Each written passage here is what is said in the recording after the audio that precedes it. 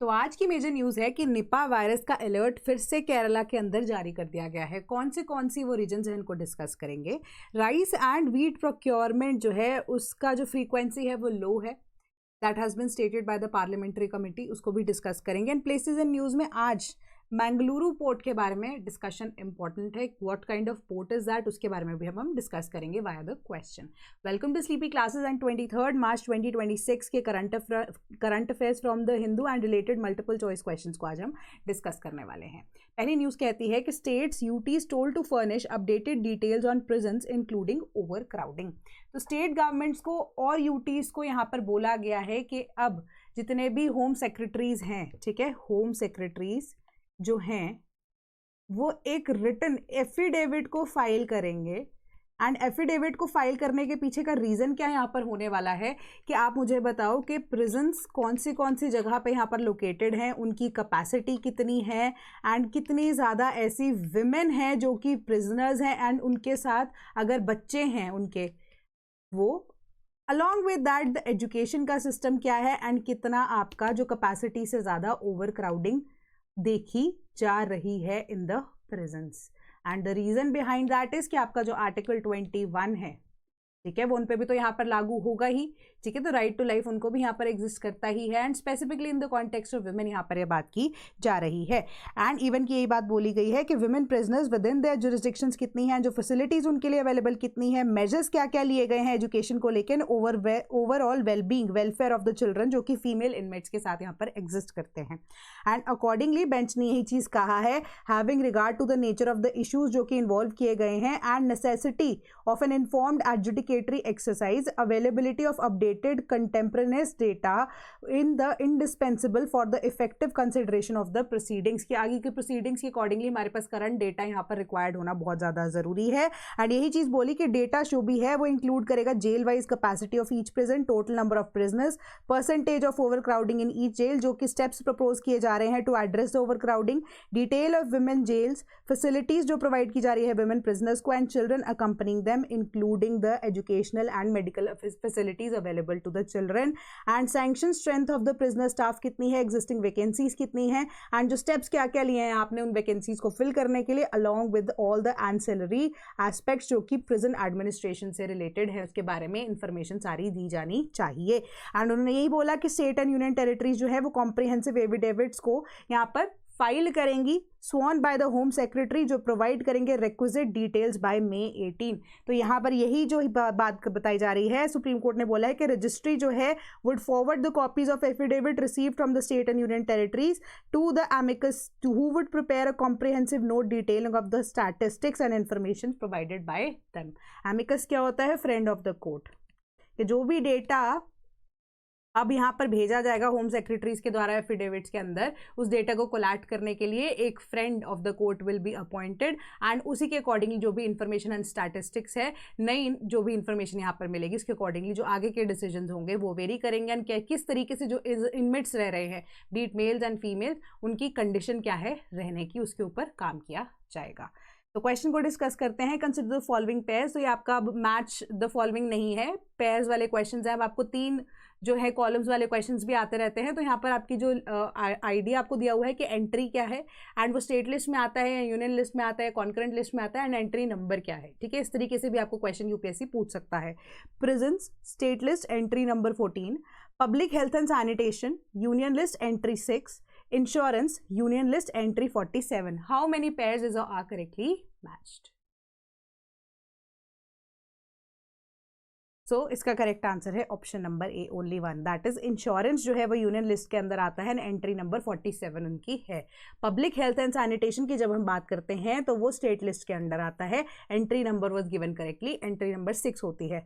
Presence जो है वो अब स्टेट लिस्ट के अंदर आता है, ये दोनों पार्ट करेक्ट थे, एंट्री नंबर 4 होता है एंड एंट्री नंबर 14 नहीं है ये, ठीक है, तो आपको यहाँ पर कॉन्स्टिट्यूशन में जो 7th शेड्यूल गिवन है उसके अंडर आपको ये स्क्रीनशॉट्स दे दिए गए हैं। ठीक है, तो थोड़ा बहुत एंट्री नंबर्स जो है वो आपको याद रखने पड़ेंगे जो कि इंपॉर्टेंट होते हैं, आपको इजीली फेच कर सकते हैं मार्क्स अगर आप उसमें रोट लर्निंग के पॉइंट ऑफ व्यू से इसको याद रखेंगे तो। Then auction of 19 blocks for critical minerals set to begin today. तो गवर्नमेंट जो है वो लॉन्च करने वाला है 7th ट्रांच ऑफ ऑक्शंस जो कि क्रिटिकल एंड स्ट्रेटेजिक मिनरल्स के रिगार्डिंग है आज के दिन, that is on Monday. And जो डेवलपमेंट है वो अब यही एज्यूम कर रहे हैं कि सिग्निफिकेंस क्या है कि गवर्नमेंट आत्मनिर्भरता यहाँ पर चाहती है in the case of critical minerals also. And यहाँ पर इंडिया की self reliance on clean energy, advance technologies, fertilisers and strategic sectors जो कि ग्लोबल सप्लाई चेन डिस्ट्रप्शन की वजह से यहाँ पर हमें रिक्वायर्ड है कि खुद की अगर रिसोर्सेज है उनको एक्सट्रैक्ट करना बहुत ज़्यादा ज़रूरी है। तो 6 राउंड जो हैं ऑक्शंस के हो चुके हैं, 7th राउंड अब यहाँ पर कंडक्ट होगा। एंड बिल्डिंग है अब यहाँ पर दिस मोमेंटम 7th ब्लॉक जो ट्रांस है वो 19 जो 7th हमारे पास आप कह सकते हो ये ऑक्शन कंडक्ट कराई जाएगी 19 ब्लॉक से रिगार्डिंग होगी। And across several states and mining lease and composite licences जो है वो यूनियन मिनिस्ट्री ऑफ माइंस के द्वारा दिए जाएंगे। एंड जो क्रिटिकल मिनरल्स हैं वो इंपॉर्टेंट है कंट्री की इकोनॉमिक डेवलपमेंट के लिए एंड मिनरल सिक्योरिटीज़ के लिए भी। एंड ग्लोबल ट्रांजिशन जो है वो क्लीनर एनर्जीज की तरफ, एडवांस टेक्नोलॉजीज की तरफ अगर हम चलते हैं तो हमें डिमांड जैसे कि मिनरल्स कौन से lithium, graphite, rare earth elements, tungsten, vanadium, titanium and other rare metals की रिक्वायरमेंट रहेगी। तो हम खुद के रिसोर्सेज को यहाँ पर एक्सट्रैक्ट करना शुरू करेंगे। तो लिमिटेड अवेलेबिलिटी है इंडिया के अंदर जो कि जोग्राफिकल कंसंट्रेशन को यहाँ पर अगर आप देखो जोग्राफिकल कंसंट्रेशन के अकॉर्डिंगली लिमिटेड अवेलेबिलिटी इंडिया के पास है। तो अभी कुछ चीज़ों को इंपोर्ट करना यहाँ पर इंडिया रखेगा तो सप्लाई चेन किस तरीके से हम यहाँ पर इस्टेब्लिश कर सकते हैं जो कि रेजिलिएंट रहे डिस्पाइट ऑफ द फैक्ट कि अगर कहीं पे वॉर हो रही है तो जो डिमांड है वो यहाँ पर फुलफिल होती रहनी चाहिए। तो सेपरेट स्टेटमेंट में मिनिस्ट्री ने यही कहा कि अब national district mineral foundation summit 2026 जो है वो भी अब ऑर्गेनाइज किया जाएगा। देन क्वेश्चन को डिस्कस करते हैं, कंसिडर द फॉलोइंग पेयर्स। तो यहाँ पर ज्योग्राफिकल लोकेशन इंडिया के अंदर एंड कौन सा क्रिटिकल मिनरल जो है वो कहाँ पर मिलता है। Titanium Chavara, potash Chitrakoot, phosphorus Jharkhand. How many pairs are correctly matched? तो इसका करेक्ट आंसर है ऑप्शन नंबर सी, ऑल 3। ठीक है, तो ये अब 2023 के अंदर सरकार ने जो अब नेशनल हमारा जो मिशन है क्रिटिकल मिनरल से रिलेटेड वो पब्लिश किया था डॉक्यूमेंट। तो ये डॉक्यूमेंट मैं आपके टेलीग्राम ग्रुप में भी शेयर करूंगी, तो इसको आप ध्यान से एक बार पढ़ लेना। सिंस ये तो यहाँ पर सिर्फ 3 पॉइंटर्स मैंने आपको आंसर के तौर पर बताए हैं, है ना। जैसे फॉस्फोरस की बात की जा रही है तो कहाँ पर रिजर्व्स कहाँ पर अवेलेबल है, राजस्थान, झारखंड, मध्य प्रदेश के अंदर 7 रिपोर्टिंग माइंस करंटली अभी हैं हमारे पास। पोटाश के केस में आपको यहाँ पर बताया गया है रिसोर्सेज कहाँ पे, Nagaur district of Rajasthan, Panna district Madhya Pradesh and balance in Sonbhadra and आप कह सकते हो चित्रकूट डिस्ट्रिक्ट्स ऑफ उत्तर प्रदेश के अंदर पाए जा रहे हैं। टाइटेनियम की जब हम बात कर रहे हैं मेजर रिसोर्सेज और जो रिजर्व्स है वो अब district of Tamil Nadu, Andhra Pradesh, Odisha, Kerala, Gujarat and Maharashtra. And specifically Indian availability की बात करें तो कोलम डिस्ट्रिक्ट केरला के अंदर एंड यहाँ पर आपको चावड़ा वर्ड देखने को मिल रहा है। ठीक है, तो ये चीज़ें ध्यान में रखना। तो इसका जो अब जो डॉक्यूमेंट है ना उसके एंड में कहीं पे 1-2 पेजेस के अंदर आपको ये चीज़ दी होगी, तो इसको आप कह सकते हो टेबल का या तो प्रिंट आउट निकाल सकते हो आप या इसको एक बार पढ़ सकते हो अच्छे से। ठीक है, मार्क कर लेना क्योंकि ये इंपॉर्टेंट चीज़ है। क्रिटिकल मिनरल से रिलेटेड आपको ऐसे ही क्वेश्चन हो सकते हैं, उनकी एप्लीकेशन को लेकर भी आपको बताया गया है, स्पेसिफिक प्रोडक्ट्स क्या क्या हैं। ठीक है, तो ये बहुत इंपॉर्टेंट टेबल आपके लिए बन जाएगा। एंड वैल्यू चेन के लिए अगर आपको लगता है कि हाँ ज़रूरत है इसको एक बार गो थ्रू आप कर सकते हो। Then crude oil LPG vessels begin unloading in Mangaluru. ठीक है, तो 2 वेसल्स जो हैं वो आई है, एक टेक्सास से आई है, एक आई है आप कह सकते हो रशिया से। तो मैंने आपको पहले भी एक चीज़ बताई थी ना कि एक ओरिजिनल जो वेसल है अब जो डार्क फ्लीट का पार्ट थी, ठीक है, तो वो अब पहले चाइना जानी थी बट मिड वे उसको यहाँ पर अब इंडिया की तरफ डाइवर्ट कर दिया गया है। दैट इज एक्वा टाइटन जो कि रशिया से है, मैंगलोर में आई with 1.1 lakh tons of cargo and anchored at a single point mooring।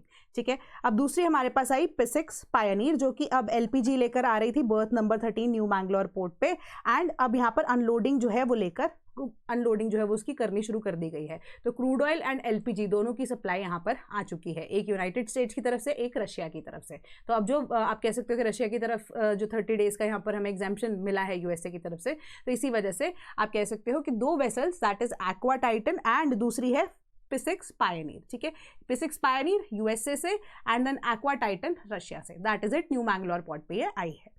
Question को डिस्कस करते हैं in the context of new Mangalore port या न्यू मैंगलुरु पोर्ट, ठीक है। क्यों? क्योंकि प्लेसेस इन न्यूज़ के अंदर ना आपको मे भी क्वेश्चन यहाँ पर पूछा जा सकता है, क्योंकि बहुत ज़्यादा इंपॉर्टेंट चीज़ हो जाती है ये, क्योंकि अमिड दिस वेस्ट एशिया जो क्राइसिस, तो आपको छोटे छोटे जो शहरों के नाम है, इवन यूक्रेन के साथ अगर रशिया की लड़ाई भी है तो छोटे छोटे जो नाम है वो बहुत इंपॉर्टेंट हो जाता है अगर जियोपॉलिटिकली उनकी इंपॉर्टेंस देखने को मिलती है।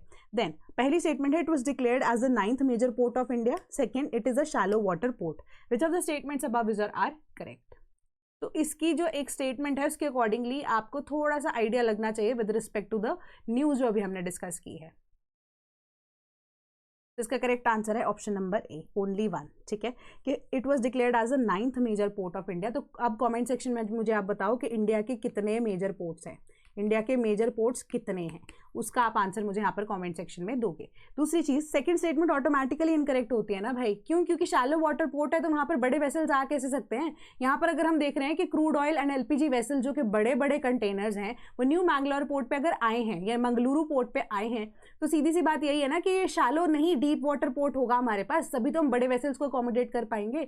तो सिंपल सी आपकी बात आ जाती है, second statement incorrect in any case यहाँ पर होनी ही थी, ठीक है। तो मैंगलोर हार्बर प्रोजेक्ट जो है वो 1962 में बनाया गया था और ये प्रोजेक्ट के अकॉर्डिंगली 9th मेजर पोर्ट, इसको 4 मई 1974 को घोषित कर दिया गया था, ठीक है। And it is a deep water port with a depth of -15.4 meters out in the outer channel and -15.1 meter in the inner channel allowing large vessels to dock, which is important, ठीक है। तो ध्यान रखना इस चीज़ का।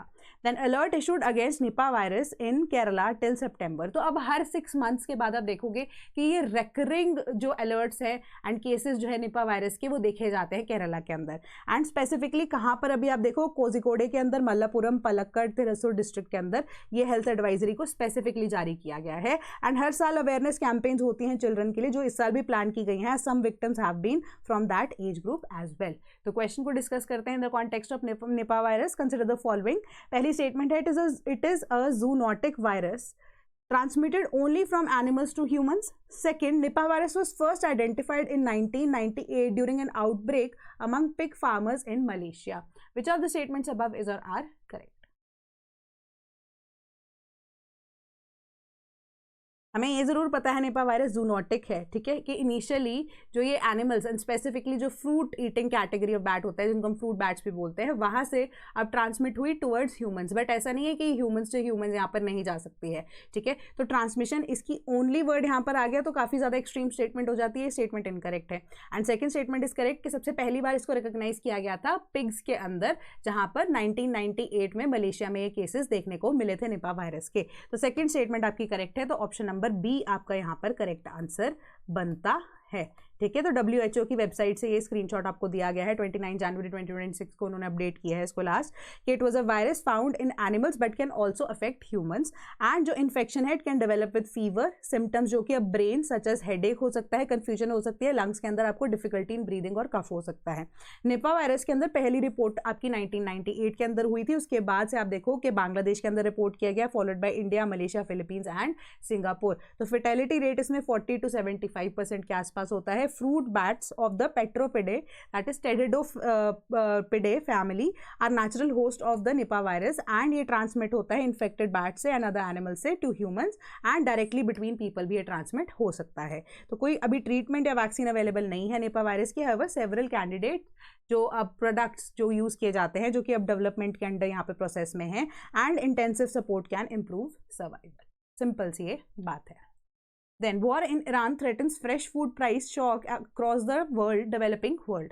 तो यहाँ पर जो गल्फ रीजन है मेजर फर्टिलाइजर प्रोड्यूसर है।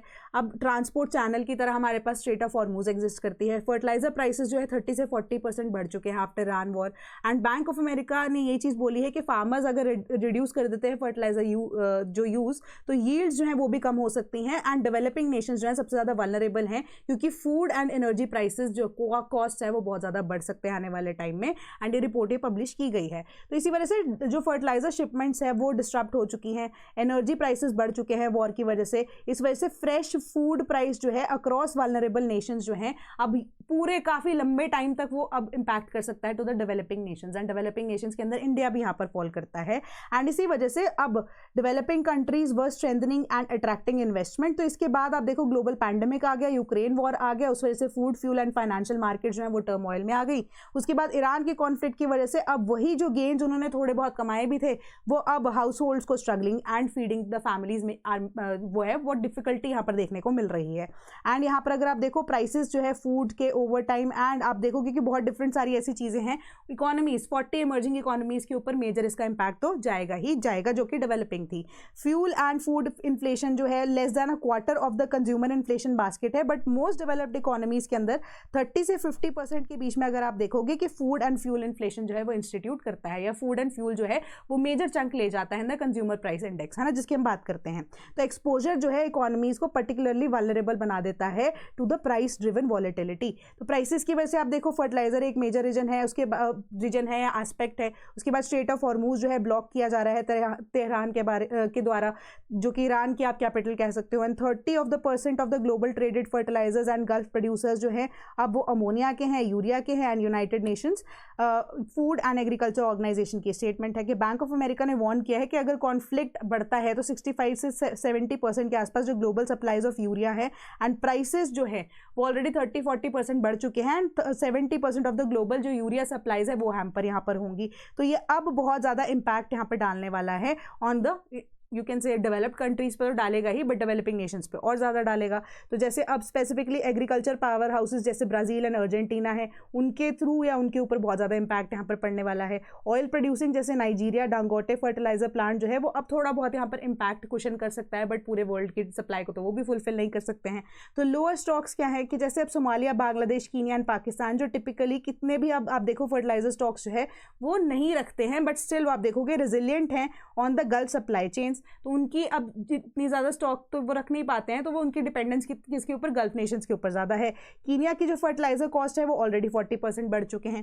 रवांडा जो कि अब अपने फर्टिलाइजर को गल्फ नेशन से इंपोर्ट करता है, उनके वेटेड स्टेप्स की रिक्वायरमेंट है उनका फार्म सेक्टर को बचाने के लिए, तो वहाँ पर भी प्रॉब्लम एग्जिस्ट करती है। फर्टिलाइजर टू फूड, अनलाइक 2022 के अंदर जब रशिया एंड यूक्रेन की वॉर शुरू हुई थी तो यहाँ पर ग्रेन एक्सपोर्ट्स ज़्यादातर हैम्पर हुए थे। फूड प्रोड्यूसर्स जो हैं हायर फर्टिलाइजर प्राइजेस या आउटराइट शॉर्टेजेस यहाँ पर देखने को मिली थी, बट क्रॉप यील्ड्स जो हैं वो अभी स्टेबलाइज थे, एनर्जी प्राइसेस जो थे इतने ज़्यादा इंपैक्ट यहाँ पर नहीं हुए थे, ठीक है। बट यहाँ पर global oil and gas prices जो है बट इन दिस कॉन्टेक्स्ट वो 50% के आसपास बढ़ चुके हैं since the conflict began. And ये हाइकिंग इनपुट कॉस्ट हैं यहाँ पर, ताकि अक्रॉस सप्लाई चेन्स आपको मेंटेनेंस अगर रखनी है तो, क्योंकि इनपुट कॉस्ट आपका बढ़ चुका है ऑलरेडी। रॉ मटेरियल आपको या तो मिल नहीं रहा है, मिल रहा है तो बहुत महंगे प्राइस पे मिल रहा है, तो इसी वजह से आपका जो सप्लाई चेन है वो डिस्टर्प्टेड तो है ही है, बट जो कॉस्ट है वो ऑटोमेटिकली ऊपर जा रही है। एंड यहाँ पर कोई भी फर्टिलाइजर सप्लाई के अंदर अगर कुछ भी इम्पैक्ट अभी और ज़्यादा पड़ता है तो नाइट्रोजन इंटेंसिव क्रॉप्स जिसमें corn, wheat, according to the data International Fertilisers Association के द्वारा जो चीज़ बताई गई है वो उनके ऊपर ज़्यादा इम्पैक्ट पड़ने वाला है। अब हाई फीड कॉस्ट जो है वो अब यहाँ पर क्या आपको प्रोवाइड कर रही है कि पोल्ट्री एंड एग्स के ऊपर भी इम्पैक्ट पड़ रहा है, क्योंकि उसका एक्सपोर्ट इंडिया के कॉन्टेक्स्ट में अगर आप देखो वो नहीं हो पा रहा है। तो ऑलवेज द इशू इज़ कि सप्लाई शॉक्स की वजह से आपको एनर्जी पार्ट को पहले डील करना है, एंड उसके बाद सब्सिडीज़ जो है अगर आप प्रोवाइड करने की बात करते हो वो आपकी इकोनॉमी को और ज़्यादा इंपैक्ट डालती है। तो अब फूड का पोर्शन जो है वो आपके सेकंड वेव के अंदर यहाँ पर हिट होगा। सबसे पहले एनर्जी सेक्टर हिट होगा, उसके बाद आपका जो फूड सेक्टर है वो हिट होगा। तो अब थिनर बफर्स हैं कि यूएस इजराइल की कॉन्फ्लिक्ट जब ईरान के साथ शुरू हुआ, सबने बफर्स जो हैं वो कम रखे हुए थे, क्योंकि ग्लोबल इन्फ्लेशन जो है वो ऑटोमेटिकली यहाँ पर थोड़ी सी रेगुलेटेड थी, बट इवन जो प्राइसेज हैं फूड के वो गिरते जा रहे थे। अब बिल्कुल ऑपोजिट यहाँ पर होता जा रहा है, क्योंकि प्राइसेज अगर फॉल हो रहे हैं तो बफर्स किसी ने मेंटेन करने का सोचा ही नहीं, है ना। अब एकदम से वॉर शुरू हो गई तो बफर की रिक्वायरमेंट है, बट कंट्रीज ने इसको रखा नहीं। तो यहाँ पर यही चीज बोली जा रही है, ग्लोबल इन्फ्लेशन जो है वो ड्रॉप हो गई थी लोएस्ट लेवल पे सिंस 2017, ठीक है। उसके बाद अब यहाँ पर एकदम से ट्रिगर हो गई है प्राइसेस, क्योंकि वॉर शुरू हो गई। एंड डीपन स्क्वीज के नॉक ऑफ इफेक्ट को डीपन द स्क्वीज के हाई फ्यूल प्राइसेस जो है वो डाइवर्ट कर सकते हैं crops into biofuels rather than food. तो इससे ज़्यादा आप देखोगे कि फूड की अवेलेबिलिटी जो है वो भी लिमिट होना शुरू हो जाएगी। इकोनॉमिक स्लो डाउन गल्फ के अंदर यहाँ पर देखने को मिलेगा, which is home to millions of migrant workers including India also. And ये रेमिटेंसेज जो हैं could cut to countries including Pakistan, Lebanon and Jordans के मार्केट जो है ऑलरेडी यहाँ पर बैक एक्सपेक्टेशंस पे है कि स्विफ्ट मॉनेटरी ईजिंग यहाँ पर देखने को मिल सकती है, बट एनर्जी लेड इन्फ्लेशन जो है वो रिस्क देता है कि जो वेट ऑन ग्रोथ है यहाँ पर नहीं देखने को मिलेगी। तो कंसिडर यहाँ पे करो आप सिचुएशन सारी की सारी कि जो गवर्नमेंट है उनकी तरफ से अब जितना भी वो कोशिश कर सकते हैं करेंगे, बट पहला इंपैक्ट एनर्जी सेक्टर पे आएगा। एनर्जी सेक्टर के उसके बाद फूड सेक्टर पे आएगा, धीरे धीरे करके इकोनॉमिक स्लो डाउन की तरफ ये सारी सिनारियो जाते हुए नजर आएगी। तो पूरा का पूरा वर्ल्ड जो है कहीं ना कहीं हैम्पर होगा and majority of them 40 economies जो कि ग्रो कर रही थी डेवलपिंग नेशंस से, उनके ऊपर सबसे ज्यादा इंपैक्ट इसका पड़ेगा। ठीक है, सिंपल सी आपकी ये न्यूज थी। Then India watches closely as Gor visits Sri एंड मालदीव्स। सर्जियो गौर की बात की जा रही है, जो कि आप कह सकते हो कि यूएस के रिप्रेजेंटेटिव हैं, यूनाइटेड स्टेट्स के एम्बेसडर टू इंडिया है सर्जियो गौर। ठीक है, तो वो अब मलेशिया एंड श्रीलंका जा रहे हैं। तो आपको मेजर सी मैं आपको इन्फॉर्मेशन यहाँ पे बता देती हूँ। इन इंडिया के कान इस बात को लेकर क्यों खड़े हुए हैं।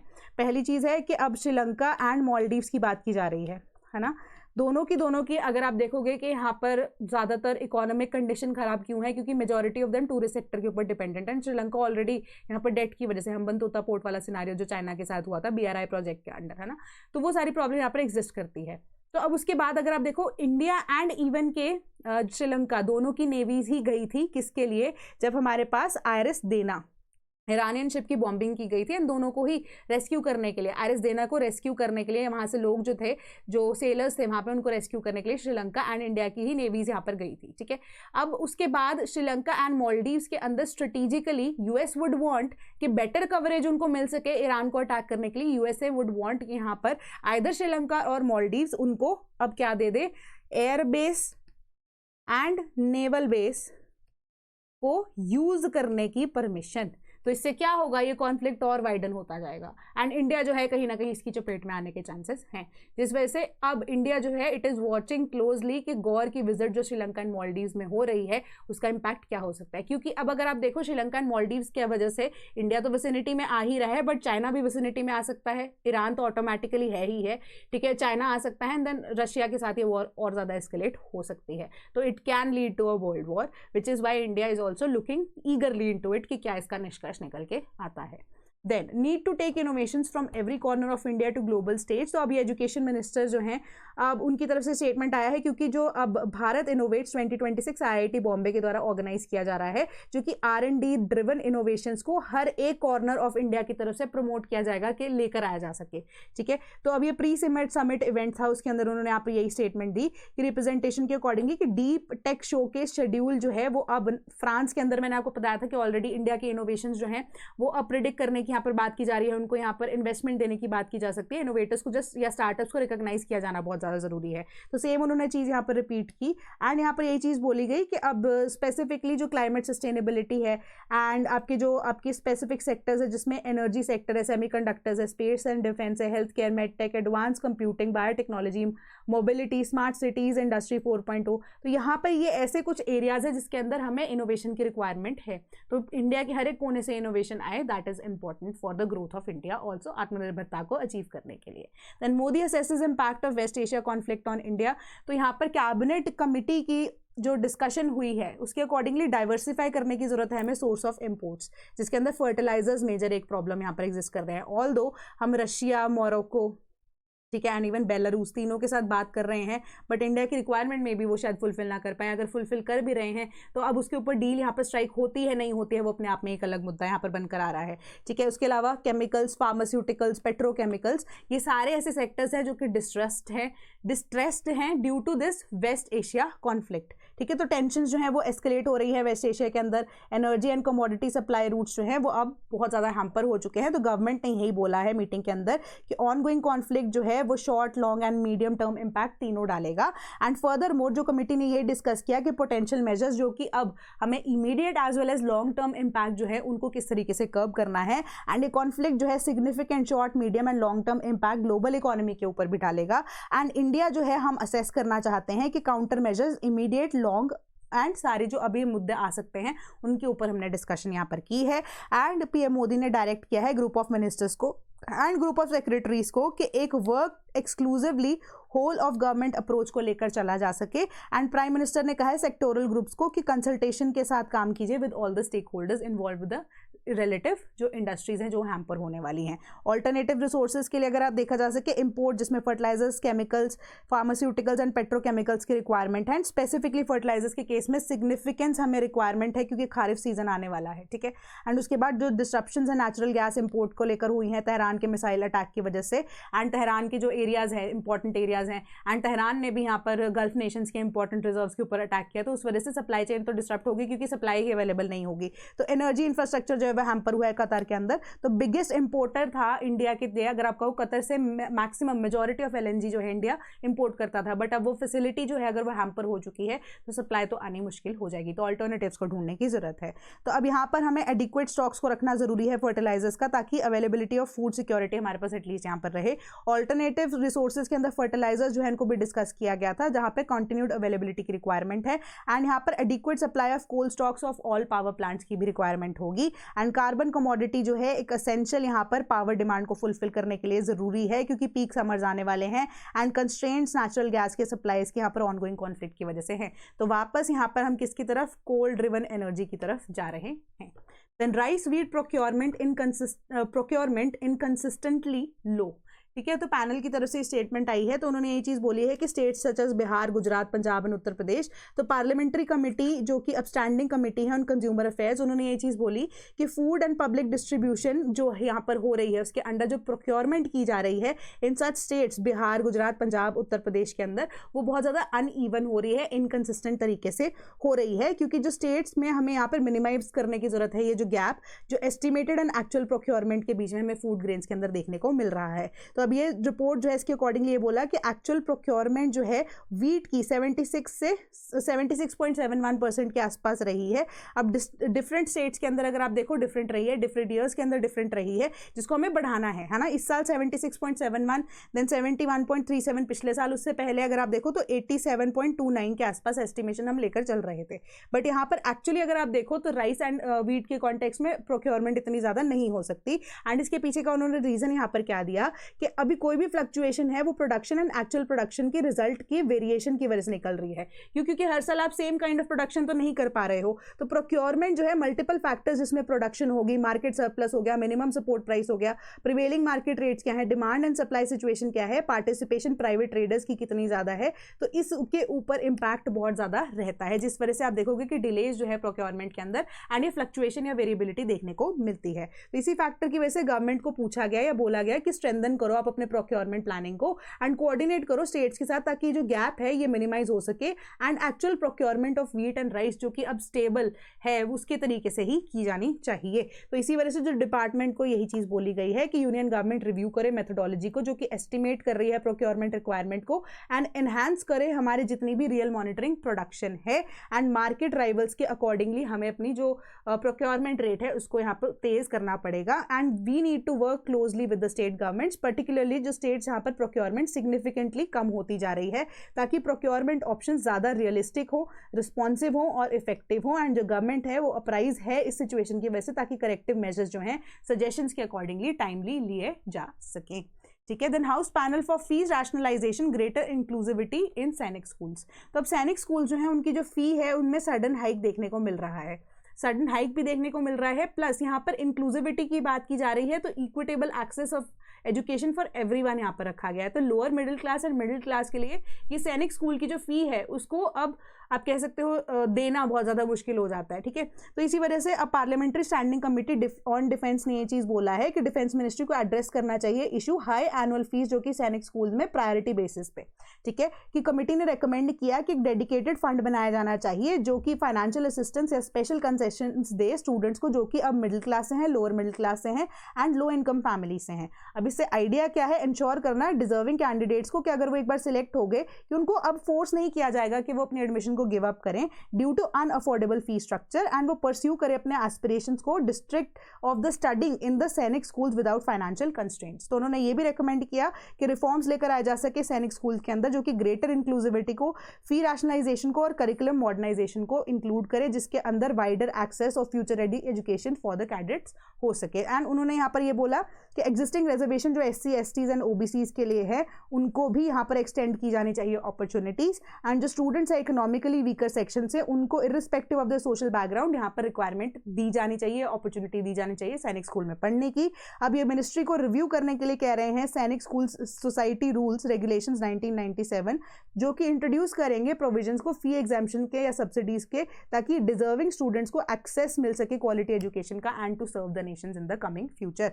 तो हैवी बर्डन यहाँ पर ये चीज़ को भी फ्लैग आउट किया गया है कि हाई एनुअल फी स्ट्रक्चर की वजह से अब एक्सपेंसेस जो है यहाँ पर बोर्डिंग के, यूनिफॉर्म्स के एंड इवन ट्यूशन फीस के तो हैं ही हैं, अदर चार्जेस जो है वो ईयरली 10% हाइक के अकॉर्डिंगली देखने को मिल रहे हैं।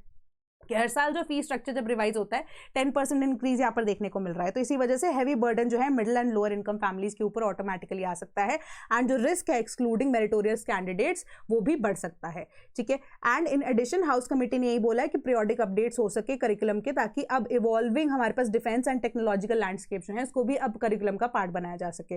उन्होंने बोला कि इंक्लूड करो आर्टिफिशियल इंटेलिजेंस सब्जेक्ट्स को, साइबर एंड स्पेस वॉरफेयर को, ड्रोन सिस्टम को, क्वांटम टेक्नोलॉजी को एंड एनर्जी जियोपॉलिटिक्स को, ताकि इक्विप किया जा सके कैडेट्स को with contemporary knowledge and skills. तो पैनल ने इन्फॉर्म किया इसको कि राइजिंग एनरोलमेंट जो कि गर्ल कैडेट्स की हमारे सैनिक स्कूल्स में हो रही है, तो अब इसी वजह से प्रोएक्टिव स्टेप्स को लिया जाना चाहिए ताकि safe, hygienic and suitable residential facilities जो है for the women and specifically for the girl students वो यहाँ पर अवेलेबल हो। कि all girl school has been approved at Mathura, जो कि अब स्पेसिफिकली सैनिक स्कूल होगा only for girls, which will start along with some private trusts like Ranmi Chennamma Sainik School in Kittur where only girl students will be trained। तो ये important आपके लिए information दी गई है। तो आज की आपकी न्यूज़ का सिलसिला यहीं पे ख़त्म होता है। 2027 के फाउंडेशन बैच में थर्ड बैच जो है वो भी शुरू हो चुका है यहाँ पर। And if you are interested to become a part of the sleepy family तो आप हमारी वेबसाइट www.sleepyclasses.com पर विजिट कर सकते हैं। आप हमारे टोल फ्री नंबर 1800-890-3043 पे भी कॉन्टैक्ट कर सकते हैं, या आप कमेंट सेक्शन पे अवेलेबिलिटी अपनी दे सकते हैं, कुछ भी कमेंट लिख सकते हैं, team will reach out to you. And कोई डाउट होता है वो भी कमेंट सेक्शन पे आप लिख सकते हैं। डाउट रेजोल्यूशन आपका जो टेलीग्राम ग्रुप है वो भी एग्जिस्ट करता है, वहाँ पर आपका डाउट भी ले लिया जाएगा। टिल देन पढ़ते रहिए। That is all from my side today. Thank you so much.